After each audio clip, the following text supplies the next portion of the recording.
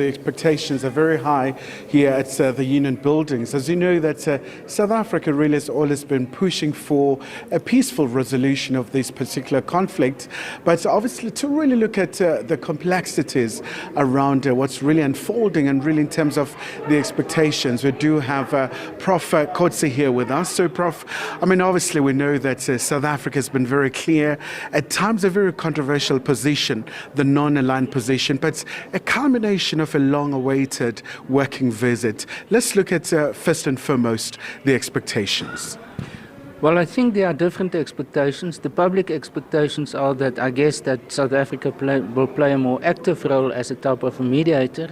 That unfortunately is not the case. South Africa is not at that level because it will then compete directly with the US as the main mediator at the moment. I think the fact that there's so much activity around negotiations make this event very significant. My interpretation of it is that President Zelenskyy is want to solicit to a large extent South Africa and by implication also Africa and more in general's support for these negotiations, and that he can go into the negotiations again to say, well, we haven't been defeated, we have the support, or at least being supported in general, these talks by countries, by Africa in general, but specifically South Africa, and therefore it is very significant in a sense at this particular point in time, because it's in the midst of the negotiations that are already taking place. Prof, let's look at the proposed peace deal by the US, for example, where they talk about Crimea. You know, we know that from 2014, that's where the illegal annexation of the peninsula took place. And obviously we see that President Zelenskyy is not really keen to forgo that particular position. So surely there's quite a lot at stake here. Well, everything is at stake for both countries to a large extent. It's actually an agreement must be reached between, on the one hand, guarantees for national security for the Ukraine on the one hand, and that means that the borders will be protected by the international community. On the other hand, Russia, who wants to have these territorial expansions, Crimea and the eastern part of Ukraine. So it will become a trade-off between the two of that.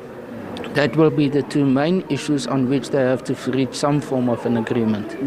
Before we let you go, Prof, we saw in 2023 when President Ramaphosa, alongside some African leaders, they went to Ukraine and Russia, preaching the message of peace, but also talking about the very far-reaching implications when it comes to food security for the world, you know, in terms of the energy prices that skyrocketed. So I would imagine that for South Africa as well, this is good for the country's diplomatic clout, that it can still play a role, especially with the G20 presidency.